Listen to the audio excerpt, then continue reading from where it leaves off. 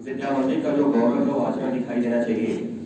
यद्यपि मैं पूर्व छात्र ही हूँ, लेकिन वरिष्ठता क्रम में होने के कारण जैसे ही मैंने विद्यालय प्रांगण में प्रवेश किया, जो भी हमारे आज के एकेडमिक काउंसलिंग के लिए सलाहकार के रूप में उपस्थित हैं हमारे भैयागण, उन सभी ने आपने अनुभव किया होगा, पैर छू के प्रणाम किया। पता है, ये हमारा आचरण, ये हमारा व्यवहार, यह दर्शाता है पूरे विश्व में कि हम जगत गुरु बनने की तरफ अग्रसर हैं। क्यों? क्योंकि जिसको झुकने आता है वो कभी समाप्त नहीं होता। जिसके अंदर भी तन्यता होती है, इलास्टिसिटी होती है ना, उसकी लाइफ ज्यादा लंबी होती है। हमारे फिजिक्स के आचार्य श्रीमान हरिशंकर दुबे जी बैठे हुए थे। आप अनुभव करेंगे कि सोना लॉन्ग लास्टिंग इसलिए होता है क्योंकि इलास्टिसिटी ज्यादा होती है, बहुत ज्यादा पतले से पतला तार बनाया जा सकता है, महंगा होता है ना। तो कारण अपने अंदर झुकने की आदत डालिए, और इसी स्वभावगत विशेषताओं के कारण मैं आप सभी का सम्मान करते हुए मैं अपने मंच में बड़ी गरिमा के साथ आमंत्रित करता हूँ श्रीमान विपुल दीक्षित जी को, जो कि 2005 बैच के 10+2 पास आउट है। और जैसा कि हमारे यशस्वी अध्यक्ष जी बता रहे थे कि आप जो टेक्निकल हेड के रूप में आप कार्य कर रहे हैं, और प्रॉफिलिक्स कॉर्पोरेशन लिमिटेड, और आप यूएसए से लौट के आए हैं, जो कि स्वामी विवेकानंद से जैसा कि लोग पूछा करते थे वैसे ही प्रश्न हम इनसे भी पूछ सकते हैं। मैं श्रीमान विपुल दीक्षित जी को आदर के साथ आमंत्रित करता हूँ कि अपने मंच पे आवे।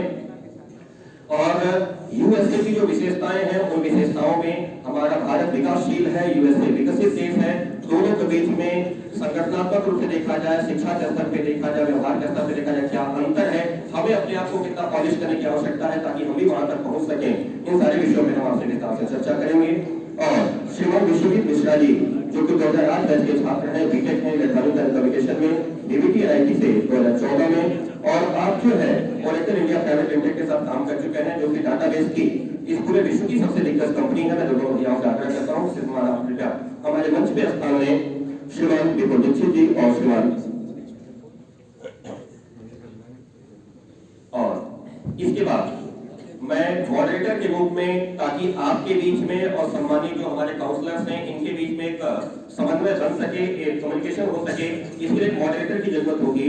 और इसके लिए हम अपने पुराना भैया श्रीमान मनीष मौर्य जी को बड़े सम्मान और आदर के साथ आमंत्रित करेंगे, जो कि उत्तर प्रदेश बेसिक शिक्षा परिषद में सम्मानित प्रधानाध्यापक पद को सुशोभित करते हैं, और हम सभी के एक आदर्श के रूप में प्रस्तुत होते हैं। आपके आचरण को देख करके हम सभी भी अपने आचरण को सुधारने का प्रयास करते हैं।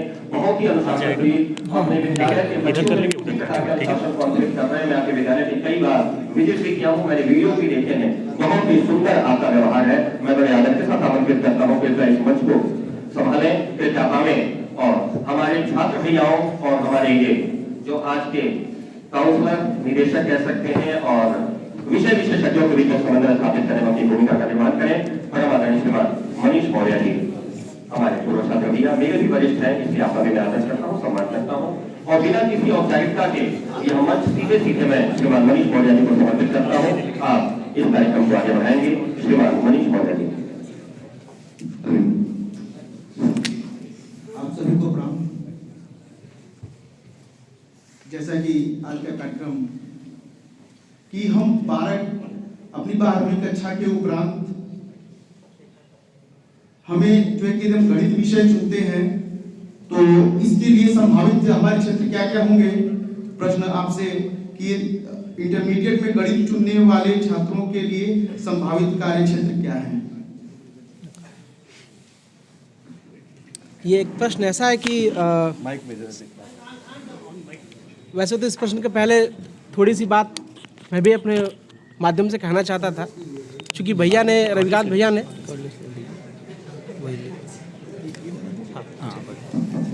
क्षमा करें, क्योंकि रविकांत भैया ने पहले ही एक अपने बिंदुओं से सबका परिचय और साक्षात्कार लगभग कराया है। और उसके पूर्व भी अगर जो इस तरह कोई माध्यम मिलता है या फिर कुछ समय मिलता है जिसमें मैं अपने श्रद्धेय माँ सरस्वती को, अपने पूज्य गुरुजनों को, और जिनके माध्यम से जिस कवच के माध्यम से मैं अपने जीवन में आगे बढ़ पाया, उनको भी साष्टांग यहीं से बैठे या जैसे भी हो उनको प्रणाम कर पाता। तो फिर वहाँ से आगे बढ़ते हुए भैया ने मुझे प्रश्न कहा कि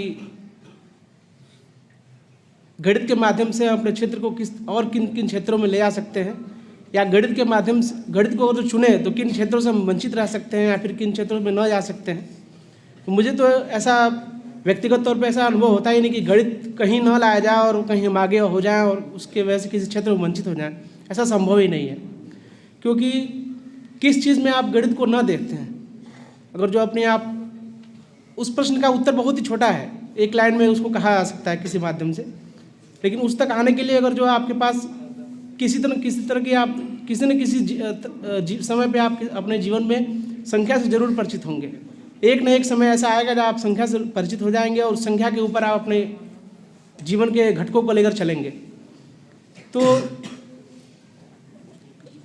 ऐसा आप सोचें कि गणित के माध्यम से हम किन क्षेत्रों में जा सकते हैं। बहुत लोगों को ये भी एक समस्या होती है कि क्या हम मेडिकल क्षेत्र में जाएं तो फिर गणित से हमारा क्या संपर्क रहेगा। मुझे ऐसा नहीं लगता कि आप मेडिकल क्षेत्र में जाने के बाद से भी, क्योंकि शुरुआती वर्षों में आपके पास ऑप्शंस रहते हैं कि आप अगर जो गणित को पकड़ लें तो फिर आप मेडिकल में ना जा पाएंगे, मेडिकल को ले लें तो गणित में ना जा पाएंगे। लेकिन दोनों कैरियर्स में, दोनों ट्रेडमार्क्स में ऐसा भी एक रास्ता है जिसके आप बाहर निकल जाएं तो फिर भी गणित अलाइव रहता है, गणित जिंदा रहता है, गणित की आपकी आवश्यकता पड़ती ही रहती है। तो अगर जो आप गणित को आप शुरुआती अवसर में लेना चाहते हैं तो सबसे पहले आता है कि हम अपना ट्रेड, खासकर से उन छात्रों के लिए जो 10वीं और 12वीं से संबंधित है, चूँकि वो एक मुहाने पर आकर खड़े हैं कि हम करियर की किस दिशा में जाएं। तो वहाँ से अगर जो आप गणित को आप अपने जीवन करियर की एक रेखा को लेकर चलते हैं कि हम गणित में अपना करियर बनाएंगे, तो सबसे पहले एक आम भाषा में सबसे पहले आता है कि आप इंजीनियरिंग क्षेत्र में जाना चाहते हैं, आप किसी अभियंता के क्षेत्र में जाएंगे, किसी तरह का आप आविष्कार करेंगे, किसी तरह के आप डेली लाइफ की चीज़ों से जुड़ जाएंगे।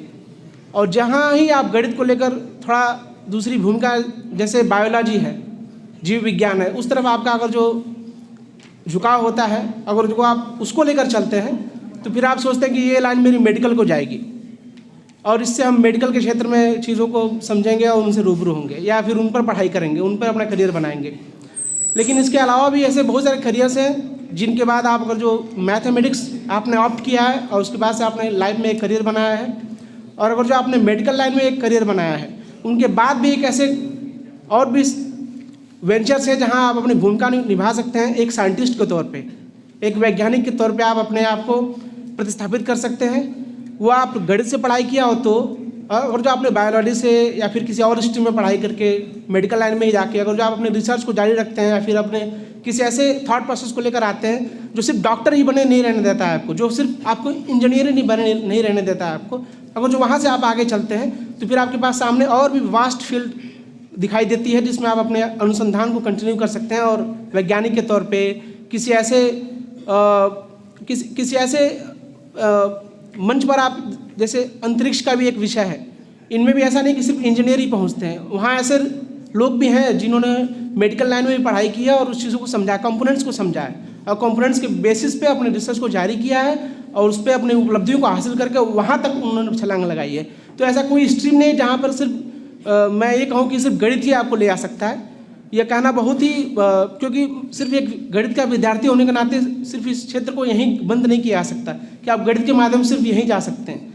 आप अपनी अगर पढ़ाई को, मेडिकल लाइन को भी अगर जो आप अपने कंटिन्यू करते हैं, रिसर्च के बेसिस पे उस तौर पर लाते हैं, तो आप आगे और भी आयामों को आप अपने जीवन में उपलब्धि हासिल कर सकते हैं। बहुत अच्छी जानकारी आपने दी। क्योंकि गणित इंटरमीडिएट पे हमारे 2 स्ट्रीम होते हैं, एक बायोलॉजी, गणित, कॉमर्स, जो भी हम चुन के अपने आगे कैरियर को बना सकते हैं। तो भैया जी ने ये जानकारी दी कि हम गणित जो है कि हमारा संभावित क्षेत्र है, गणित चुनने के पीछे हमारा क्या रीजन हो सकता है। मैं दूसरा प्रश्न भैया जी से करना चाहूंगा। बहुत से लोग सोचते हैं कि गणित चुनने के बाद केवल इंजीनियरिंग की जा सकती है। गणित के छात्र होने के नाते क्या हम सार्वजनिक क्षेत्र की इकाइयों, PSU और सभी वैज्ञानिक अनुसंधान संगठनों के लिए आवेदन कर सकते हैं? बिल्कुल आवेदन कर सकते हैं, बिल्कुल इस पर आवेदन किया जा सकता है। आप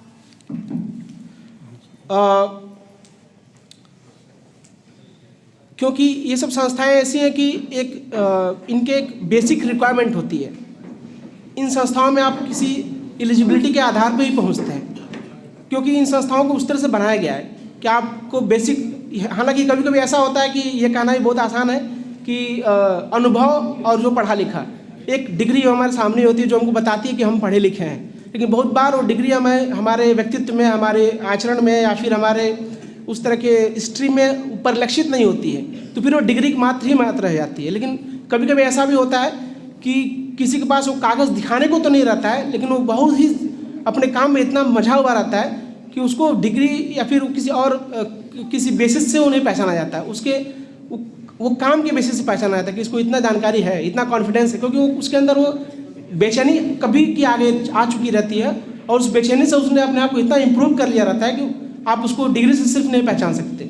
फिर भी चूँकि इन संस्थाओं को ऐसे योग्यता की, ऐसे किसी न किसी ऐसे एलिजिबिलिटी के एविडेंस की आवश्यकता होती है जिनको हमें दिखाकर वहाँ जाना ही रहता है, लेकिन इन संस्थाओं के पहले आपको अपने तैयारियों पर फोकस करना पड़ेगा।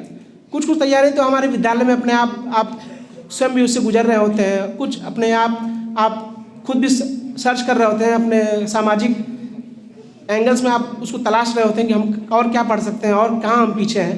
ये चीज़ तो आप में होनी भी चाहिए और आप कर भी रहे होंगे। इसके अलावा कुछ साइट्स ऐसी जो डेवलप, चूँकि हम इन चीज़ों में साफ बात कर सकते हैं, ये सब चीज़ें अननोन नहीं रह गई हैं लगभग आज के डेट में कि साइट्स क्या हो सकती हैं, कंप्यूटर किसको बोलते हैं, या फिर किस तरह से इनको एक्सेस किया जा सकता है, किस तरह की सामग्रियाँ इस पर हमें एक्सेस करनी चाहिए, क्या कर सकते हैं इससे हम, कौन सी इन्फॉर्मेशन को ग्रैब कर सकते हैं अपने जीवन में। तो उन साइट्स के माध्यम से बहुत सारे ऐसे साइट्स हैं, जैसे यूपी सरकारी रिजल्ट्स.com करके कुछ साइट्स हैं, या फिर और भी जो वेबसाइट्स हैं जिन पर कंटेंट्स रहते हैं कि उन संस्थाओं में जाने के लिए क्या एलिजिबिलिटी है, तो उस पर आप फोकस कर सकते हैं और बिल्कुल आप उसमें आप अपने तैयारियों को पूरा करके आप जा सकते हैं। बहुत अच्छी जानकारी भैया जी ने दी। क्योंकि इंटरमीडिएट हम जो यहाँ से करने के बाद जब अपने भविष्य के बारे में सोचते हैं तो हम सोचते हैं कि क्या करें कि हम जो कि आगे जीवन में सफल हो जाएं।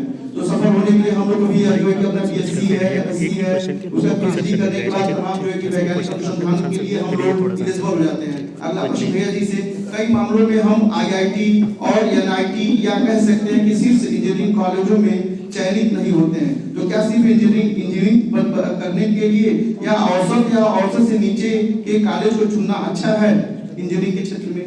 सर इसकी जानकारी। सर्वप्रथम इस मंच पे उपस्थित सारे गुरुजनों को मेरा प्रणाम और भैया लोगों को ढेर सारा प्यार। इंजीनियरिंग आईआईटी एनआईटी के अलावा आप और सारे टेक्निकल यूनिवर्सिटियां हैं जहां आप जा सकते हैं। फॉर एग्जांपल के तौर पे अगर आप एनआईटी आईआईटी में नहीं सेलेक्ट होते हैं तो आप वेल्लोर इंस्टीट्यूट ऑफ टेक्नोलॉजी है जो मतलब रैंकिंग में टॉप 3 चल रहा है, और उसके बाद दिल्ली टेक्निकल यूनिवर्सिटी है। ऐसे तमाम सारी यूनिवर्सिटियां हैं जो आप भैया बिल्कुल भैया बताएं कि आप सर्च करके देख सकते हैं। सो मैं ये कहना चाहता हूँ कि बेसिकली आपको कहीं भी आप पढ़ें किसी भी इंजीनियरिंग कॉलेज में, तो आपको मेन फोकस वहाँ के टेक्निकल थिंग्स को सीखना है। एक बार आप अगर टेक्निकल थिंग्स जो मार्केट में चल रहा है और जो आपने ट्रेड लिया है, आप अगर उसको कायदे से सीख लेते हैं, अच्छे से आप 4 साल पढ़ाई कर लेते हैं, तो जो क्राइसिस आपको दिख रहा है बाहर से कि मार्केट में क्राइसिस चल रहे हैं जॉब के या फिर जो भी मतलब सामाजिक सर्कुलेंस बनाया गया है, ऐसा कुछ है नहीं।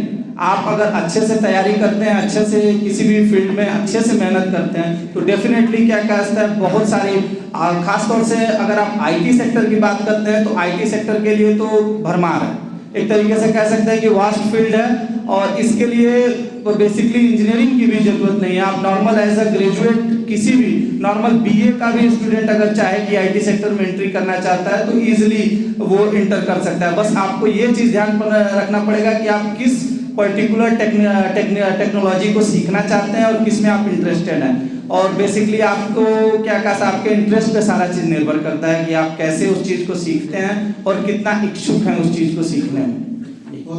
दरअसल क्या होता है कि जब भी हम इंटरमीडिएट क्वालिफाई करते हैं तो समाज या स्वयं में हम सोचते हैं कि हम आईआईटी जैसे संस्थान में ही प्रवेश लें, और बच्चे तैयारी के लिए कोटा जाते हैं, दिल्ली जाते हैं, लखनऊ जाते हैं, बट सीटें तो लिमिटेड हैं तो सबके सिलेक्शन नहीं हो पाते हैं। तो मैं कहना चाहूँगा कि आप हताश मत होइए, उसके अलावा बहुत सारे इंजीनियरिंग कॉलेज हैं, क्योंकि देखिए डिग्री लेना और डिग्री लेने के बाद उसमें बहुत परफेक्ट बनना, ये अलग अलग चीजें होती हैं। तो आप जिस क्षेत्र में जाएं वहाँ परफेक्ट काम बनेंगे तो आपकी पहचान, यदि आप आईआईटी से नहीं भी किए हैं तो आप बिल्कुल आपकी पहचान बन सकती है, और कभी आप हताश ना हो, और बिल्कुल आईआईटी नहीं होता है, बहुत सारे ऐसे संस्थान हैं जहाँ पे इंजीनियरिंग करके आप बेहतर जीवन जी सकते हैं और अपने अपने काउंसलिंग को बेहतर कर सकते हैं।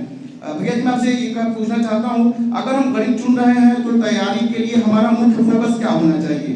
विशेष रूप से मुख्य अध्याय हैं जिन पर जेईई की तैयारी के संबंध में विशेष ध्यान देने की आवश्यकता है, यानी जेईई की परीक्षा में जिससे हमारे विशेष ऐसे कोई चैप्टर हो जिसपे ज्यादा उसपे क्वेश्चन आते हो, इस पर जो हमारे छुट्टियों को आप बताएं तो बच्चे जो है कि ज्यादा उससे लाभ प्राप्त कर सकें। भैया जी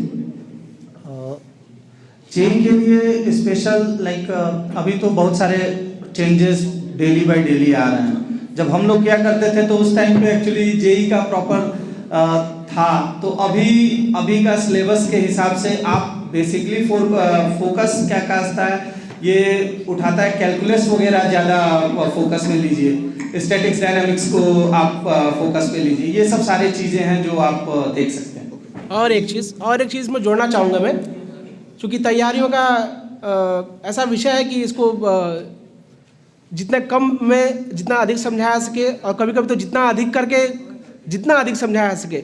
बस ये है कि आप उस तत्व तक पहुँचे तो कैसे भी आपको पुश करके वहाँ तक पहुँचाए तो जाए पहले। तो कभी कभी आप पुराने सत्र के जो भी पेपर्स हुए हैं उनको भी आप रेफ़र कर सकते हैं, खासकर से उन किताबों को जहाँ से उन पेपर्स के क्वेश्चन सेट किए गए। मुख्यतः ऐसा सुनने में आता है कि एनसीईआरटी वगैरह की किताबें प्राथमिक तौर पे वो लोग एक्सेस करते हैं और उन्हीं पेपर्स को थोड़ा सा उन क्वेश्चंस को और इम्प्रूव करके कभी कभी तो वो लोग उसको और आसान करके भी प्रस्तुत कर देते हैं। तो आपकी तैयारियाँ इन चीज़ों के जो भी सोर्सेस हैं उनके नज़दीक होनी चाहिए, जितना ही आप सोर्स से कनेक्टेड रहेंगे। क्योंकि पहले के ज़माने में इस तरह की चीज़ें बहुत थी कि आप कनेक्टेड नहीं रह पाते थे, चाहते हुए भी आपको पता नहीं चलता था कि आप किसके पास बैठे हैं। क्योंकि समाज का एक ऐसा एंगल है कि आपको हमेशा डिबेट करने पर भी लगा रहता है कि आपको जाना किसके पास है।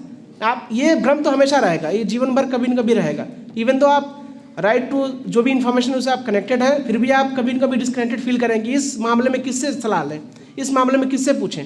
तो कभी कभी सारा आंसर जो है सेल्फ विद इन होता है, स्वयं में ही होता है। कभी कभी अपने आप से पूछें आप कि आपके अंदर वो बेचैनी है कि आप उस राइट इन्फॉर्मेशन तक पहुँचने के लिए आप ट्राई कर रहे हैं, कोशिश कर रहे हैं। नहीं है तो वो पैदा करिए पहले, अगर जो वो पैदा हो गई तो फिर आप कहीं से भी इन्फॉर्मेशन जरूर निकाल कर लाएंगे। जी भैया जी देखिए, गणित विषय में हमारे जो तुलना के 6 स्ट्रीम थे, अलजेब्रा, ट्रिग्नोमेट्री, स्टैटिक्स, डायनामिक्स और भी जो विषय और थे, तो तमाम विषय के दबाव रहते हैं। लगभग सभी विषय समान होते हैं, सभी पर हम बराबर काम करेंगे तो निश्चित ही हमारे जो है कि गणित विषय में जो है कि मान लीजिए गणित के बाद में एमएससी है, एमएससी गणित से अन्य विषय को लेकर कर सकते हैं, फिर बीएससी, एमएससी, फिर गणित से पीएचडी, फिर उसके बाद उसमें तमाम जो शोध कर सकते हैं। तो गणित विषय जो कि यदि हम थोड़ा सा ध्यान दें, और चूंकि आज का जो माहौल है, हम लोग के समय तो बहुत सारी टेक्नोलॉजी नहीं थी, अभी तो जो कि कोरोना काल के बाद टेक्नोलॉजी इतनी बढ़ गई है कि हम कोटा से चाहे एलिन का हो, चाहे फिटजी का हो, चाहे तमाम ऐसे कोचिंग संस्थान हैं जिसके हम जो कि जो आउटसोर्सेज किताबें हैं उनको हम बाकायदे मंगा के अपने 12 की क्लासेस के साथ हम लोग चाहे तो तैयारी भी साथ में कर सकते हैं। ऑनलाइन क्लासेस चल रहे हैं हमारे आकाश के, फिटजी के, कोटा से, एलिन से जो चलता है, तो उससे भी हम जो कि लाभान्वित हो सकते हैं। क्योंकि टेक्नोलॉजी बहुत डेवलप हो चुकी है, आगे भी अच्छी हो सकती है। तो अगला प्रश्न भैया मैं ये करना चाहता हूँ कि अगर हम गणित कुछ दबाव में चुन रहे हैं तो हमें किन क्षेत्रों को खोने जा रहे हैं? खासकर अगर हम व्यवसाय, मेडिकल या सीए में रुचि रखते हैं तो क्या हमारे पास अभी भी उन क्षेत्रों में जाने के कुछ तरीके हैं? यदि हम गणित चुनते हैं तो कौन से क्षेत्र हम खो देते हैं? ये प्रश्न हो सकता हो कि किसी ऐसी बात को जानकारी हासिल करने के लिए सेट किया गया हो, लेकिन मुझे ऐसा व्यक्तिगत तौर पे बार बार ऐसा ही अनुभव होता है कि गणित को पकड़ने के बाद आप कोई चीज़ खोने नहीं जा रहे हैं, जबकि ये तो खोने के बजाय इसको पाने का तरीका है। क्योंकि आप जब कैलकुलेट नहीं करेंगे कोई भी चीज़ तो आप पाएंगे कैसे? कभी कभी आप अपने व्यक्तित्व को कैलकुलेट करते हैं, वहाँ भी कैलकुलेशन होता ही होता है। तो आप गणित की वजह से अगर आप उसको एक्सेस करते हैं, अपने जीवन में एक करियर का पाथ चुनते हैं, मुझे नहीं लगता कि आप किसी चीज़ को खोने जा रहे हैं। आप किसी चीज़ को और डिफरेंट तरीके से एक्सप्लोर करने जा रहे हैं, ये हो सकता है ज़रूर, लेकिन आप किसी चीज़ से आप खोने नहीं जा रहे हैं। आज मेडिकल क्षेत्र में ही देखिए कितने तरह के ऐसे डिवाइसेस हैं जो यूज़ में आती हैं। इवन दो मैं एक टेक्निकल लीड के तौर पे काम करता हूँ, सुपर कंप्यूटर से काफ़ी क्लोज हूँ, लेकिन मेरा जो हेल्थ जो डोमेन है काम करने का वो हेल्थ केयर से संबंधित है, मेडिकल से संबंधित है। मेरे इसी स्ट्रीम पे और भी डोमेन्स हैं, जैसे रिटेल स्टोर्स होते हैं, उस पर भी ये टेक्नोलॉजी काम करती है। कुछ ऐसे सेक्टर्स हैं जैसे जियोलॉजी है, भूगोल, भौगोलिक क्षेत्रों पर भी कंप्यूटर्स काम करते हैं, उस पर भी कैलकुलेशंस होते हैं। उसके अलावा ये सेक्टर्स इतने बड़े हैं कि हॉस्पिटल में भी काम होता है, इन सिस्टम्स को हॉस्पिटल्स में भी यूज़ किया जाता है। क्या करने के लिए? तरह तरह के पेशेंट्स का तरह तरह का डेटा एनालिसिस करने के लिए, किस तरह के पेशेंट्स को किस तरह के रोग। आपने एक और भी चीज़ें अपने जीवन में अब सुनना चालू कर दिया होगा, आर्टिफिशियल इंटेलिजेंस। ये एक नया टर्म आया हुआ है जो हर क्षेत्र में कहीं ना कहीं से जुड़ा हुआ है। एक सबसे कॉमन वर्ड है आर्टिफिशियल इंटेलिजेंस, जो अभी भी आया हुआ है। आप कंप्यूटर क्षेत्र में जहाँ पर भी आप कोई भी चीज़ रोबोटिक देख रहे हैं, कोई भी इंफॉर्मेशन आपको जस्ट फ्लैश पे मिल जा रही है, वो सब आर्टिफिशियल इंटेलिजेंस के वजह से ही है। क्योंकि अगर जो आप जस्ट आर्टिफिशियल को हटा दीजिए और किसी से पूछिए कि आपको कोई जानकारी चाहिए किसी ऐसे बारे में, जैसे आपको लेट से आपको किसी सिटी में ही जाना है जहाँ आप पहले नहीं गए हो और एक फैमिली ट्रिप बनानी है या फिर अपने मित्रों के साथ जाना है, तो आप अभी गूगल उठाएंगे और चुपचाप गूगल से पूछ लेंगे बिना किसी से पूछे, या फिर किसी को जानकारी होगी भी तब भी आप उससे गूगल से पूछ लेंगे। लेकिन लेट से गूगल है ही नहीं, कोई और गया हुआ है और उससे आप कार्यक्रम के बारे में पूछ रहे हैं कि कैसे कैसे वहाँ जा सकते हैं, क्या घूम सकते हैं, क्या देख सकते हैं, तो ये जानकारी वो अपने माध्यम से आपको देगा। तो ये it's not artificial intelligence, it's a manual intelligence of him of her. उसने आपको ये जानकारी दी कि हाँ ऐसे ऐसा आप कर सकते हैं, लेकिन ऐसा बताने में वो बहुत सारी चीज़ें छोड़ भी देगा, या हो सकता है कि आपको बेहतर जानकारी दे भी दे, और हो सकता है आपको आवश्यकता से अधिक जानकारी दे दे, जैसा कि मैं दे रहा हूँ आपको। तो इस मामले में आप अगर जो आर्टिफिशियल इंटेलिजेंस का आप ट्राई करेंगे तो आर्टिफिशियल इंटेलिजेंस आपको हो सकता है एक्यूरेट इन्फॉर्मेशन दे, हो सकता है वो भी आपको मोर देन रिक्वायर्ड जानकारी दे रहा हो, लेकिन ये जानकारी आपने किसी व्यक्ति से नहीं पूछी है, या आपने एक ऐसे वेब प्रणाली से पूछी है जिस पर आप कॉन्फिडेंस है कि ये जो बताएगा ये सही ही बताएगा, इतना उसने कॉन्फिडेंस क्रिएट कर लिया अपने लाइफ में। तो मेरा पॉइंट ये था कि आप किसी मैथ्स को अगर जो आप करियर पाथ बनाने जा रहे हैं, मुझे नहीं लगता कि आप किसी ऐसे पाथ को खोने जा रहे हैं, जबकि आप उसको एक डिफरेंट तरीके से एक्सप्लोर करने के लिए आप रास्ता बना रहे हैं। और ज़रूर आपकी कोई ना कोई टेक्नोलॉजी कभी न कभी, क्यों ये सारी टेक्नोलॉजीज किसी न किसी इंजीनियर ने, किसी न किसी वैज्ञानिक ने इन सब सिस्टम्स को इम्प्रूव किया होगा, बनाया होगा, जिस पर आज हम अपनी चीज़ों को इम्प्रूव कर रहे हैं, बना रहे हैं। तो वो चीज़ें हॉस्पिटल में कैसे यूज़ हो रही है, मेडिकल लाइन में वो कैसे जो अस्पताल के जो भी मरीज हैं उनके किसी ऑपरेशन करने में यूज़ आ रही हैं, किसी तरह के ऐसी डिवाइसेस जो मरीज का वेंटिलेटर मॉनिटर करा रही हैं, ये सब चीज़ें मेडिकल लाइन से संबंधित होकर भी चीज़ें उसमें यूज़ हो रही हैं। तो आप ऐसा नहीं कि आप कोई चीज़ लूज़ करने जा रहे हैं, मुझे ऐसा कभी भी नहीं लगता। जी भैया जी, ये हम कह सकते हैं कि गणित विषय जो है कि ये हम कह सकते हैं कि गणित विषय चुनने में जो है कि तमाम सीईओ वगैरह जो स्टार्टअप संस्थापक भारत के हैं वो गणित के ही छात्र रहे हैं। तो क्या साधारण परिवारों से ताल्लुक रखते हैं, तो क्या उन लक्ष्यों तक पहुंच सकते हैं? जी अवश्य पहुंच सकते हैं। इसके लिए कोई भी, जैसे आप कहीं भी काम कर रहे हैं, जैसे ये जो भी लोग आप लिस्टेड जो भी नाम आप देख रहे हैं, ये सारे लोग कहीं ना कहीं कभी न कभी एक एम्प्लॉय रहे हुए हैं किसी न किसी ऑर्गेनाइजेशन में। सुंदर पिचाई, सत्या नडाल, गूगल जी, अरविंद कृष्णा, ये राज सुब्रमण्यम, सचिन बंसल, ये तमाम लोग हैं जो कि बहुत साधारण परिवार से ताल्लुक रखते हैं। क्या ये पहुंच सकते हैं वहाँ पर? जी अवश्य। बात यह है कि सारे लोग कभी न कभी ये एक कर्मचारी रहे हुए हैं किसी न किसी संस्था में, वहाँ पे ये लोग अच्छे से काम किए और टेक्नोलॉजी को विशेषकर जैसे मास्टर्स एक चीज़ में लिया जाता है, वैसे ये लोग एक एक टेक्नोलॉजी को पकड़ें और अच्छे से उस पर फोकस्ड रहें, और ऐसे कर करके ये लोग सीईओ के पद पर आसानी से कोई भी पहुंच सकता है। ऐसा कोई ये विशेष नहीं है कि मतलब ये कोई लाइक लिमिटेशन है इसके लिए। यही एक चीज प्राइवेट सेक्टर में आप कह सकते हैं कि ये अच्छा है कि अगर आपके पास हुनर, आपके पास टैलेंट है तो उसकी कद्र वहाँ पे है।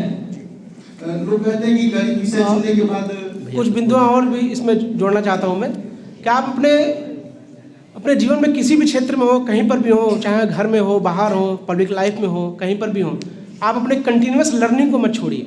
आप फेल होते हैं, बहुत अच्छी बात है, आपको समय ने ऐसा मौका दिया है, मतलब इट फील्स वेरी बैड कि मैं फेल हो गया, लेकिन इससे आपको अपने जीवन में ये सोचने की आवश्यकता नहीं, इससे अंदर की दुखद भावना पैदा करने की आवश्यकता नहीं है। आप किसी चीज़ को एक्सेस नहीं कर पाए, ये आज का समय है, but it doesn't mean that आप आगे इसी सोच के साथ अब यहीं आप स्टॉप हो जाएंगे। आपको एक और अवसर आया है, समय ने आपको एक और अवसर दिया। इस तरह से अपने परसेप्शन को आप बदलिए, अपने नज़रिए को बदलिए कि इससे बेहतर हमें आना है, या कम अगर जो मिनिमम होता है, क्या मैं उतना भी नहीं आ सकता, ये जो बेचैनी रहेगी आपके अंदर, ये आपको किसी सत्या नडेला से भी बेहतर बना सकती है, सुंदर पिचाई से भी बेहतर बना सकते, क्योंकि उन्होंने कंटिन्यूस लर्निंग को नहीं छोड़ा है, उन्होंने अपने ऊपर कम ध्यान दिया है। आप कह सकते हैं कि उनकी लाइफ वेल सेटल्ड है, ऐसा बोल सकते हैं आप एक सिंपल भाषा में, कि उनकी लाइफ मेरे से बहुत ज़्यादा सेटल्ड है। आपने अपने लाइफ को सेटल करने के लिए किया ही क्या है, प्रयास क्या किया है? अभी तो आप उस प्रयास पे हैं कि हमें किस दिशा में जाना है। मैं भी आज जहाँ भी कहीं हूँ, मुझे भी आगे हर समय इन दिशाओं का चुनाव करते रहना है। हर व्यक्ति के कभी न कभी ये सब चीज़ें अपने लाइफ में गुजरता है कि मुझे अब किस दिशा में जाना है, अब किस दिशा में चलते रहना है। ये चीज़ इसको बोलते हैं कंटिन्यूस लर्निंग, कंटिन्यूस डिसीजंस आपको उस पर लेना ही पड़ेगा, जो आपको फोरकास्ट करा सकें कि आप किस दिशा में जाना चाहते हैं, किस दिशा में आप बने रहना चाहते हैं। और इसके बाद आपने सिर्फ अपने ग्रो को लेकर इंपॉर्टेंस कम दिया है, आपने किसी कंपनी को ग्रो किया है। ये कंपनी के CEO जो आज हैं, ये CEO सिर्फ किसी अपने पर्सनल काम से नहीं वहाँ बन गए, इन्होंने कुछ ऐसा करके दिखाया कि कंपनीज़ को उस तरह के सक्सेस को देखना पड़ा, उस तरह के ऐसे सफलता से वो कंपनीज गुजरी हैं, तब जाके उन्हें उस पोस्ट पर बैठने का मौका मिला है, उन्हें अधिकार मिला है, जिस पर वो आगे की डिसीजंस ले पा रहे हैं। उन्होंने उस तरह का कॉन्फिडेंस क्रिएट किया है, इसलिए वो आज वो पहुँचे। उनकी ये पर्सनल ग्रोथ नहीं है, क्योंकि उन्होंने अपने साथ साथ कंपनीज़ की भी ग्रोथ का ज़्यादा ध्यान रखा है। 25-25 साल के अनुभव उन्होंने खपाए हैं अपनी कंपनीज़ में। बहुत सारे लोग इस तरह से ओरिएंटेड है कि आज इस कंपनी में काम करेंगे 2 साल, और 2 साल बाद हम किसी और कंपनी में काम करेंगे।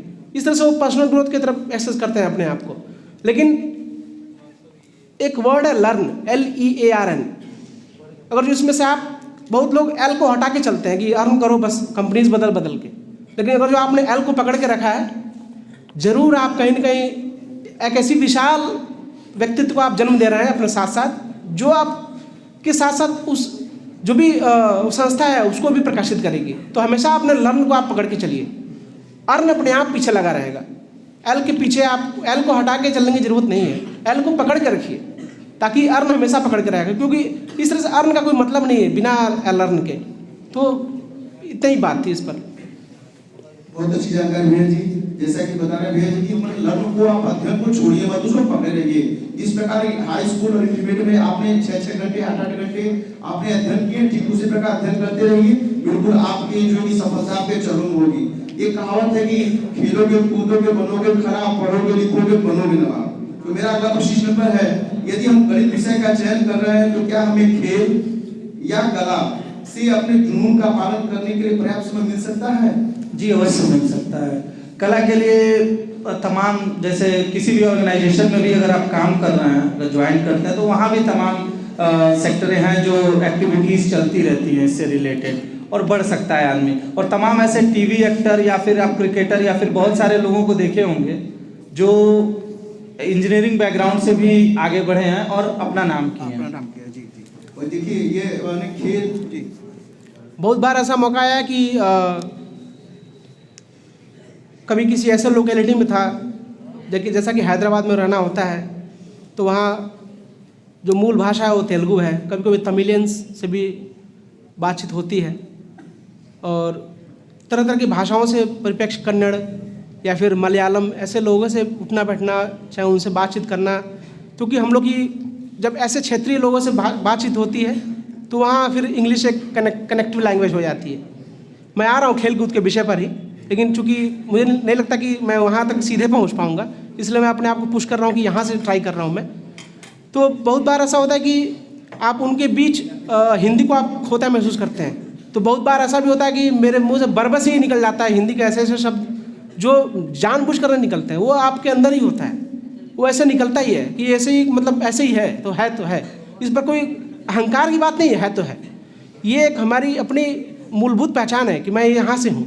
जैसे आप तमिलियंस या मलयालम या फिर कन्नड़ क्षेत्र से हो, और आपको अगर जो एक प्राउड फील हो रहा हो, अहंकार नहीं, इगोइस्टिक फीलिंग नहीं, तो वो चीज़ मेरे माध्यम से यहाँ है कि मेरे अंदर भी उस तरह की बात नहीं। लेकिन इन सब लैंग्वेज का समावेश होता है, लोग पहुँच नहीं पाते हैं। बहुत बार वो हिंदी को अलग तरीके से देखते हैं, फिर अलग तरीके से सोचते हैं कि हिंदी भाषी है, लेकिन ऐसी कोई बात नहीं है। हमारे भाषा में वो बात है कि हम किसी के हृदय तक पहुँच सकते हैं, और लोग के अंदर जो अहंकार आ रहे हैं, हमारे भाषा में अगर जो अहंकार ही है तो हम किसी के हृदय तक नहीं पहुँच सकते। तो कहने का बात ये था कि अभी भैया ने खेल कूद की बात कही, खेल कूद भी एक तरह का भाषा ही है। और जो आप उसको व्यक्तित्व में अपने डालते हैं, उसको उस अपने व्यक्तित्व को उससे अगर आप निखारते हैं, तो आपकी शरीर जो है हृष्ट पुष्ट बनेगी, आप जो स्वस्थ रहेंगे। आप सिर्फ एक कमरे में बैठ के 24 घंटे स्टडी करके आप किसी विषय को पूरी तरह से एक्सेस कर पाएँ, ये कन्फ्यूजन में रहने की आवश्यकता नहीं है। आप अपने आप को हर आयामों पे विकसित करें, खेलकूद के भी आयामों में विकसित करें। आप गायन है, अभिनय है, ऐसे किसी चीज़ को आप कर नहीं सकते। ये सब मल्टीटास्किंग पर्सनालिटीज़ हैं। जिस तरह से लोग कहें कि आप ये भी भाषा बोल सकते हैं, आप इंग्लिश भी बोल सकते हैं, आप हिंदी भी बोल सकते हैं, आप मलयालम, तेलुगु, कन्नड़ ये सब भी समझ सकते हैं, थोड़ा बहुत ही सही, तो आप अपने आप को मल्टीलैंग्वेज आप कर रहे हैं। आप किसी क्षेत्र में आप फंसे नहीं हुए कि वो क्या कह रहा है, उसकी इन्फॉर्मेशन को हम समझ नहीं पा रहे हैं। नहीं, ठीक किसी तरह से अन्य क्षेत्र भी हैं, आपके पास ही अवेलेबल हैं वो। अगर आप स्टडी कर रहे हैं तो अपने आप को और कामों में भी निखारिए, अपने व्यक्तित्व को और कामों से भी चुनौतियों का फेस कराइए कि हम इसको कर सकते हैं क्या हम मल्टीटास्किंग में बन सकते हैं क्या। लेकिन क्षेत्र का चुनाव आप अपने ध्यान से करिए कि हमको इस करियर में अपने जीवन को ले जाना है और वहाँ अपने चीज़ों को एक्सप्लोर करना है। लेकिन आप इस चीज़ से ये ना घबराइए कि हम खेलेंगे कूदेंगे सिर्फ तो हमें पढ़ने का मौका नहीं मिलेगा या फिर हम कुछ कर नहीं पाएंगे, इस तरह का ऐसा कुछ नहीं है। आप उन सब आयामों में अपने आप को विकसित करते हुए अपने आप को, अपने लक्ष्य को हासिल कर सकते हैं। बहुत अच्छा भैया जी। वैसे कहा भी गया है हेल्थ इज वेल्थ, यानी स्वस्थ है तो धन है, क्योंकि स्वस्थ शरीर में ही स्वस्थ मस्तिष्क का विकास हो सकता है। तो हमें लगता है कि खेल वगैरह ये सब बहुत जो कि आपके कैरियर में बाधक नहीं बन सकता है, ठीक है। लेकिन एक पर्सनालिटी ये भी होती है कि यदि आपके अंदर बहुत अच्छी पर्सनालिटी है तो एक बहुत अच्छी चीज की, चाहे वो गायन हो, खेल हो या फिर कोई भाषण देने की प्रतियोगिता हो, उसमें आप बहुत अच्छे हो सकते हैं। मैं अगला प्रश्न करना चाहूँगी, चूंकि आज इंजीनियरिंग के छात्र ज्यादातर दिखावा करते हैं कि वे किसी और चीज में अच्छे हैं, उदाहरण के लिए अभिनय, गायन, मॉडलिंग, लेखन आदि में, उन दिखावटी इंजीनियरों के लिए आपका क्या सुझाव है? इसी करने का मतलब कि बहुत लोग ये सोचते हैं कि मैं इंजीनियर बन गया, इंजीनियर के अलावा उनके बहुत सारे गुण हैं, तो वो जिस इंजीनियरिंग लेने के बाद भी बहुत सारे दिखावा करते हैं। इस बार क्या आप बच्चों को सुझाव देंगे?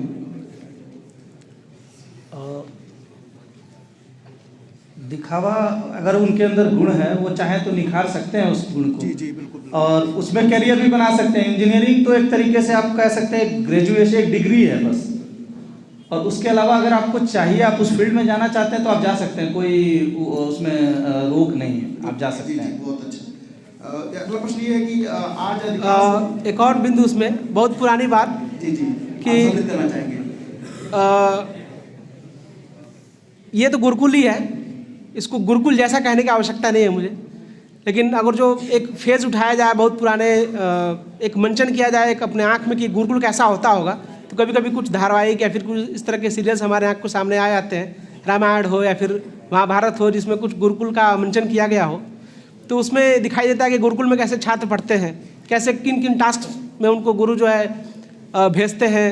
कभी भिक्षा मांगने के लिए भेजते हैं, कभी किसी लकड़ी को लाने के लिए भेजते हैं, कभी किसी तरह की और सेवा के लिए भेजते हैं, कभी किसी की प्रार्थना में, कभी किसी शिक्षा को प्राप्त कराने के लिए विद्याओं का कैसे समावेश कर सकें, यह सारे गुण शिक्षक सिखाते हैं उस गुरुकुल में। तो जब आप ये सीख रहे होते हैं उस टाइम पे ही वो दिखावा ख़त्म हो जाना चाहिए। अगर जो दिखावा आप लेकर चल रहे हैं कि हम फला विद्यालय के छात्र हैं, ये आपको नहीं कहना है, ये तो किसी और जुबान पे आना चाहिए कि आप फला विद्यालय के छात्र हैं। आपकी व्यक्तित्व को आपको स्वयं कहने की आवश्यकता नहीं, उसको जुमा की आवश्यकता तब पड़ती है जब आप किसी ऐसे धर्म संकट में फंस जाते हैं और बहुत ही नितांत हो जाता है कि नहीं कहना ही पड़ेगा, तभी उस जीवा का इस्तेमाल करिए अपने लिए कि अपने आप को आप बताएं। नहीं तो आपके व्यक्तित्व में वो बात होनी चाहिए कि वो खुद ही दिखने लगे, उसमें दिखावा ना रहे, क्योंकि बहुत ही क्लोज है दोनों, दिखावा और दिखना। क्योंकि आप नहीं भी दिखाते हैं तब भी दिखता है और दिखाते हैं तो दिखता ही है। तो फिर इन चीज़ों को सूक्ष्मता से, और आज ही आप इसको सॉल्व नहीं करेंगे तो फिर आप जीवन भर इस चीज़ को ढोएंगे कि दिखावा। क्योंकि स्टेटस लाइफ ऐसी लाइफ है कि फिर जब आप एक बार चले जाते हैं उसमें तो फिर बहुत ही डिफिकल्ट हो जाता है उससे कम बैक करना या उससे आउट होना।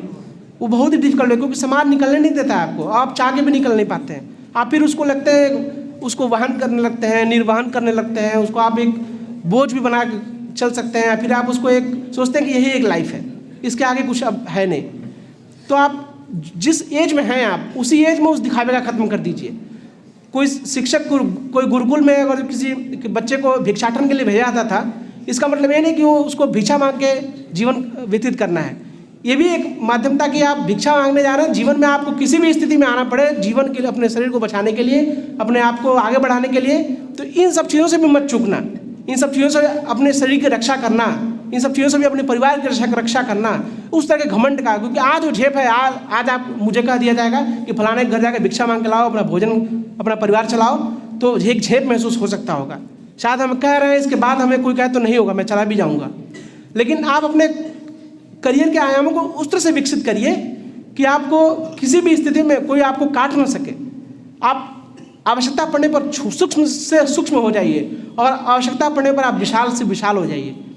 उसमें दिखावा नहीं होना चाहिए, उसमें सूक्ष्मता होनी चाहिए कि आप ऐसा कर पाएँ, आप अपने आप को स्टॉप ना कर पाएँ। और ये सारा कुछ किसी के बुरे करने के लिए नहीं है, सिर्फ अपने अच्छाई को प्रकाशित करने के लिए, अपने माध्यम से किसी और का भला करने के लिए ये उद्देश्य होना चाहिए, ये परोपकार का उद्देश्य जरूर उसमें होना चाहिए, तब आप दिखावा नहीं करेंगे।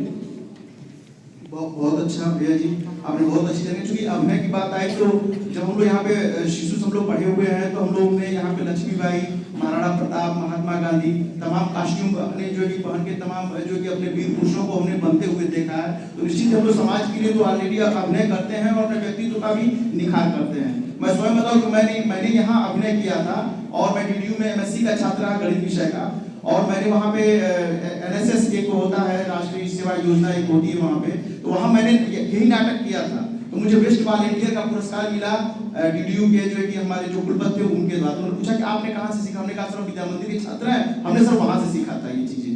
तो यही मैंने यहाँ पे 10वीं तक पढ़ाई की और इसका लाभ मुझे वहाँ पे MSc और BSc जब मैं पढ़ रहा था तो DDU में, तब मुझे वहाँ उसका लाभ मिला। तो निश्चित ही अभिनय चाहे खेल या आपके कैरियर में बाधक नहीं हो सकता है। अब मैं सर आज का जो कि प्रश्न हो रहा है कि आज अधिकांश उम्मीदवार CS IT को अपने स्ट्रीम के रूप में प्राप्त करने की इच्छा रखते हैं। क्या होगा यदि वे इसमें प्राप्त नहीं करते? क्या इंजीनियरिंग धाराएं समान रूप से लाभकारी हैं? क्या अन्य भी कोई स्ट्रीम है जो इंजीनियरिंग की तरह भी हो सकती है? जी अवश्य। इंजीनियरिंग में CS IT, अब चूँकि आजकल लोग ज़्यादा कैरियर ज़्यादा उस पर ध्यान देते, CS IT को एक फर्स्ट स्टेप्स की तरह भी तमाम सारे फील्ड हैं। इंजीनियरिंग में केवल IT ही नहीं है, CS ही नहीं है, उसके अलावा भी आप सिविल इंजीनियरिंग है, आप मैकेनिकल इंजीनियरिंग है, एरोनॉटिक्स है, अभी कुछ देर पहले शशिकांत भैया बायोटेक्नोलॉजी की बात कर रहे थे, तो बायोटेक्नोलॉजी भी है। सो तमाम सारे फील्ड हैं। अब आपका इंटरेस्ट मेन चीज़ है कि आप किस में इंटरेस्टेड हैं, किस फील्ड में आप अपना कैरियर बनाना चाहते हैं, ये आप पे डिपेंड करता है। अगर आप रियली इंटरेस्टेड हैं कि आप कुछ क्या कहता है अलग कर सकते हैं IT सेक्टर में, तो आपका वेलकम IT सेक्टर हमेशा करेगा। IT सेक्टर मैकेनिकल, सिविल अब यहाँ हम लोग बैठे हैं तो पूरा सिविल कंस्ट्रक्शन का ही काम है। मैकेनिकल तो सारे इंस्ट्रूमेंट जो भी हैं, बहुत सारी चीज़ें हैं जो बिना उसके नहीं हो पाएगा।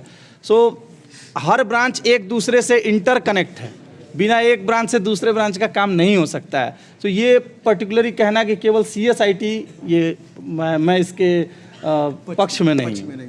अच्छा, ये बच्चे सारी बातें तो सुन लिए, लेकिन बच्चे ये जानना चाहते हैं सर कि यदि आप इंजीनियर नहीं बन सकते तो अन्य स्थायी करियर विकल्प क्या हैं? मैंने इंजीनियर के अलावा और कौन से विकल्प हमारे पास हैं जिससे बच्चे हमारे करियर काउंसलिंग के माध्यम से वहाँ जाएं और अपने करियर को प्राप्त करें, अपने लक्ष्य को प्राप्त करें? जैसे मैं स्टार्टिंग में ही आप लोगों को बोला कि जैसे मैं एक IT सेक्टर का इंजीनियर हूँ, सो मैं पर्टिकुलर इंजीनियरिंग की, बहुत सारे ऐसे लोग हैं जो इंजीनियरिंग के बैकग्राउंड से नहीं, कोई एक बहुत ज़रूरी नहीं है कि आप इंजीनियरिंग के ही थ्रू जाएं। जैसे आपके पास BCA है, तमाम ऐसे, अगर IT सेक्टर का है तो आप BCA या बैचलर से भी आप ग्रेजुएशन करके तमाम बहुत सारे जगह हैं जहां आप जा सकते हैं। IT सेक्टर की अगर बात करते हैं तो IT सेक्टर में पर्टिकुलरली किसी डिग्री रिलेटेड थिंग नहीं है। कोई 2-4 ऐसे जगह हैं जहाँ पे आपका मैंडेटरी इंजीनियरिंग कर देता है, लेकिन उसके पास लगभग मैं कह सकता हूँ कि 98% ऐसे पोजीशन हैं जो बिना रहने दो, कोई दिक्कत नहीं, 98% ऐसे पोजीशन हैं जो क्या कहता है बिना इंजीनियरिंग के भी हायर करता है। उसके लिए मेन चीज़ आपको वो टेक्नोलॉजी आनी चाहिए जो डिमांड है उसकी। अगर हमको किसी ऑर्गेनाइजेशन में जाना है, किसी पोस्ट पे अप्लाई करना है, तो फर्स्ट उसका क्या डिमांड है, क्या उसकी रिक्वायरमेंट है, उसके रिक्वायरमेंट के हिसाब से अगर हमारा मैच करता है knowledge, definitely they will hire us. यही सर, आप भी कुछ बताना चाहेंगे कि जी हम IIT के इंजीनियरिंग के अलावा और कौन कौन से विकल्प चुन सकते हैं गणित विषय के बाद? विकल्प के तौर पे जैसा कि भैया ने बताया कि विकल्प के तौर पे बहुत सारे ऑप्शंस और भी हैं, जैसे सरकारी क्षेत्र है, जैसे बैंकिंग है, रेलवे है, सेना है और भी बहुत सारे क्षेत्र हैं जिसमें आप अपने आप को पुश कर सकते हैं। सबसे पहले आपको यही करना है कि अगर किसी क्षेत्र में आपको सफलता नहीं मिलती है, इसका मतलब ये नहीं कि आपका रास्ता यहाँ बंद हो गया। हो सकता है आपको डिफरेंट चीज़ों को एक्सप्लोर करने का एक नया माध्यम मिल रहा हो, तो अपने आप को आप टाइम नज़र बना के रखिए, क्योंकि प्रतियोगिता इतनी ज़्यादा है, क्योंकि ये हमेशा ही रही है और ज़माना हमेशा से ख़राब रहा है। ऐसा नहीं कि आजकल ये ज़माना ख़राब हुआ है, हमेशा से ज़माने में प्रतियोगिता रही है। प्रतियोगिता ही आपको आगे बढ़ने का रास्ता दिखाती है, अवसर देती है और आप खुद उसको चुनते भी हैं। और वो चुनते हैं आप या तो अपने लक्ष्य को साधने के लिए, व्यक्तिगत, सामूहिक, सामाजिक जो भी है, तो आप अपने आप को उस एक्सेस से बाहर मत रखिए। आप किसी तरफ सफल नहीं हो पा रहे हैं तो आप ऐसा नहीं कि आप दूसरी तरफ ही असफल ही हो जाएंगे। बहुत बार कोशिशों को ऐसे करना चाहिए कि हो सकता है इधर सफलता का रास्ता नहीं मिल रहा है तो हमें किसी यही चीज़ को प्राप्त करने के लिए किसी और एंगल को ट्राई करना चाहिए। तो जैसे कि सरकारी क्षेत्र भी है, उसके अलावा बिजनेस जो माइंडेड है, ऐसा नहीं कि वो सिर्फ बिजनेस यही करे। बिजनेस निश्चित है कि सिर्फ क्लॉथिंग का बिजनेस होगा, कोई फूड बिजनेस होगा, किसी और तरह का बिजनेस होगा, नहीं, ऐसा नहीं है। अगर जो एक बेहतर इंजीनियरिंग विचार है, अभी छात्र कहना उचित नहीं समझ में आ रहा है, अगर इंजीनियरिंग विचार है तो वो अपने आसपास ही देखेगा पहले कि मैं इस इंजीनियरिंग विचार से किस तरह की चीज़ों को और बेहतर कर सकता हूँ और किससे इसको सुदृढ़ कर सकता हूँ। तो अपने पास में देखिए आप कि अपने इंजीनियरिंग विचार से, अपने किसी तरह के ऐसे सोच से, आविष्कार से किसका आप जीवन आसान कर सकते हैं। कम से कम अपना तो करिए। अगर जो अपने के साथ साथ किसी और का जीवन आप अपने सोच से, अपने आविष्कार से आसान कर सकते हैं। लेट्स से एक एग्जांपल कि नदी है कुछ दूर पे और हमें जाके पानी लाना था, लेकिन एक आविष्कार हो गया कि हम आज पंप को वहीं अपने पास में ही बोर करके वहाँ से पानी निकाल सकते हैं। हो सकता हो कि ये पंप नदी के पास हो, बहुत ज़्यादा बोर करना भी उचित नहीं है, इसको ज़्यादा बढ़ावा भी नहीं दिया जा सकता। फिर भी ये बात हर घर में अब लागू है, क्योंकि हर घर में एक तरह का बोर है। अब लोगों को वहाँ उतनी दूर नहीं जाना पड़ता, यहाँ के लोगों को खासकर नहीं जाना पड़ता। लेकिन ऐसे क्षेत्र अभी भी वंचित हैं जहाँ पर लोग नदी पर, कुएँ पर तरह से लोग आश्रित हैं। कंपनीज क्या कर रही हैं और लोग कैसे उस पर डेवलपमेंट कर रहे हैं, आप इस चीज़ को कैसे सॉल्व कर सकते हैं, आपकी क्या इस पर वैचारिक एक सोच हो सकता है कि लोगों का जीवन हम आसान कर सकें। ये सब चीज़ें जो है आविष्कार पैदा करती हैं। ये सब चीज़ें लोगों के पास एक रिक्वायरमेंट क्रिएट करती हैं। जब आपके पास रिक्वायरमेंट आ जाएगी तो फिर एक आर्किटेक्चर भी आ जाएगा। जब एक आर्किटेक्चर आ जाएगा तब एक उस पर एक मॉड्यूल क्रिएट हो जाएगा। जब उस मॉड्यूल आपको क्रिएट हो जाएगा तो उसकी डिज़ाइन क्रिएट हो जाएगी। जब डिज़ाइन क्रिएट होगी तो उस पर डेवलपमेंट होगा तो उस पर कुछ ना कुछ लोग उसको वैलिडेट करें कि जो डेवलपमेंट हुआ है वो सही हुआ है या गलत हुआ है, हर पैमाने पर खरा उतरता है कि नहीं उतरता है।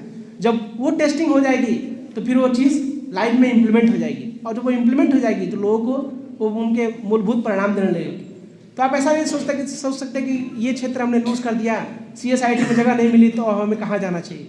ऐसा कुछ भी नहीं है। आपके लाइफ में कोई अवसर आया है, सो फार सो गुड, लेकिन किसी को नहीं आया तो उसको छोटा महसूस करने की आवश्यकता नहीं है। वो किसी और भी चीज़ों को एक्सप्लोर करके वहाँ पहुँच सकता है जहाँ वो जाने की इच्छा रखता है, या फिर क्लोज टू बाई उसके नज़दीक भी पहुँच सकता है। नहीं, अगर जो वहाँ नहीं मिला तो कम से कम यहाँ, तो वहाँ से आप अपने जीवन के सपनों को साकार कर सकते हैं।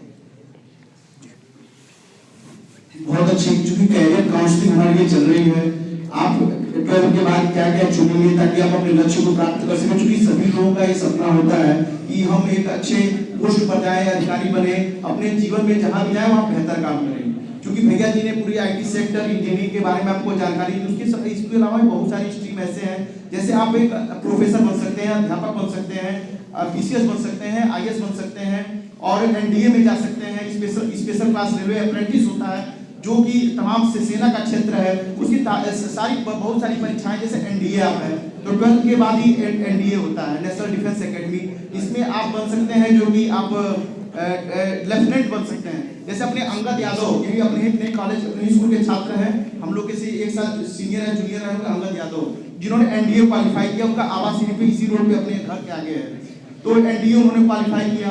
इसी तरह हमारे बैच के थे, स्पेशल क्लास रेलवे अप्रेंटिस होता है, जो रेलवे में GM बनते हैं, सीधे होते हैं या फिर डायरेक्ट होते हैं, वहीं तक पहुंचते हैं वो। तो वो भी परीक्षा 12 के बाद तुरंत आप दे सकते हैं। तो तमाम ऐसी स्ट्रीम है, आप जैसे चाहे तो आप PCS की परीक्षा है। अभी अपने बीच थे एक हमारे हम लोग के बैच के थे कि राघवेंद्र त्रिपाठी जी थे, तो अभी जाके उन्होंने अभी सन 2011 या 12 में उन्होंने BPSC क्वालिफाई किया। तो अध्ययन को आप छोड़िए मत, बहुत सारे स्ट्रीम है जो जो इस यहाँ पे चूंकि हम लोग जब यहाँ पे आए तो एक हुआ कि कैरियर काउंसलिंग कराया जाए, बच्चों को बताया जाए कि आप अपने जीवन में कैसे अपने लक्ष्य को प्राप्त कर सकते हैं, यानी सरकारी नौकरी या फिर जहाँ भी आप जाए वहाँ बेहतर कैसे कर सकते हैं। तो क्षेत्र बहुत सारा है खैर से और आगामी लक्ष्य, जैसे क्योंकि स्वामी विवेकानंद भी ने कहा था कि उठो जागो और लक्ष्य मिलने से पहले रुको मत। तो उस चीज को आत्मसात करिए, क्योंकि आज का दिन इसीलिए रखा गया है कि आप अपने कैरियर के प्रति, अपने लक्ष्य के प्रति समर्पित हो और इसको लक्ष्य को आप प्राप्त करें। आप भैया दोनों को बहुत बहुत धन्यवाद कि आप आए और बच्चों को इस कैरियर के बारे में जानकारी दी। धन्यवाद। अभी जो संभावित प्रश्न हो सकते हैं, जो अपने मन में उत्सुकता रहती है या पढ़ाई की बात क्या आप लोग इसकी बनी रहती है, हम क्या कर सकते हैं क्या नहीं कर सकते हैं, इस बारे में अपने ही विद्यालय के अपने अग्रज अपने वरिष्ठ भैया जो कुछ लायक बन सके, अच्छे पदों पर हैं, मेहनत किया, परिश्रम किया, उस संबंध में अपनी जानकारी आप सभी के साथ कर रहे हैं, अपने अनुभव रख रहे हैं। आप सभी अभी भी पूरी उत्सुकता के साथ प्रसन्नता पूर्वक ध्यानपूर्वक बातों को सुने और जो कुछ हो सके ग्रहण करें। ऐसे प्रश्न जो हो सकते हैं, सामान्य उत्तर होते हैं, वो प्रश्न के बारे में अपने आचार्य ने पूछा और उनका उत्तर जो है अपने भैया द्वारा दिया गया।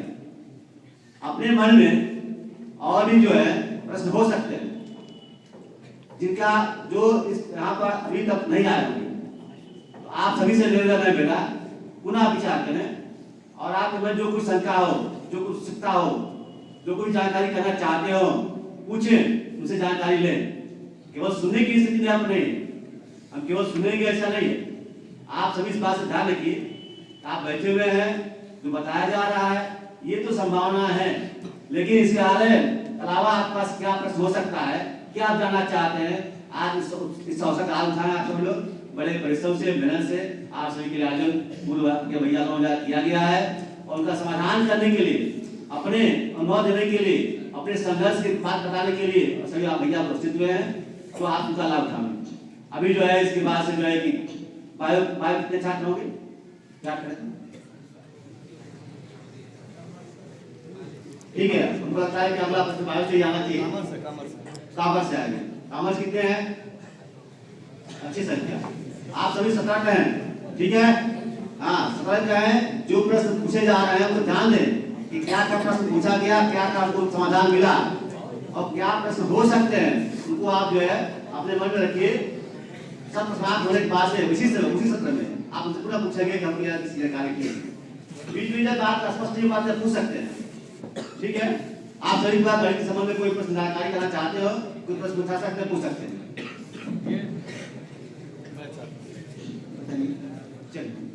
क्षमा चाहता हूँ, कार्यक्रम के प्रारंभ में मुझे इसका एक प्रारूप बताना चाहिए था, एक विस्मरण हो गया। पहले अभी मैथ की काउंसलिंग हो रही है, जो प्रश्न हमने मॉडरेटर के रूप में हमसे पूछा गया, इस वर्ष उन्होंने जवाब दिया। इसके बाद कॉमर्स की होंगे, इसके बाद बायोलॉजी के होंगे और अंतिम सत्र जो होगा वो ओपन सेशन होगा, जिसमें आप भैया क्वेश्चन पूछेंगे। तब तक आप अपने प्रश्नों को अपने मन में या कहीं अगर पेपर हो तो आप लिख सकते हैं उस पर। तो अगला चरण कॉमर्स की काउंसलिंग के लिए है। ओपन सेशन लास्ट में रखा गया है सभी लोग। चलिए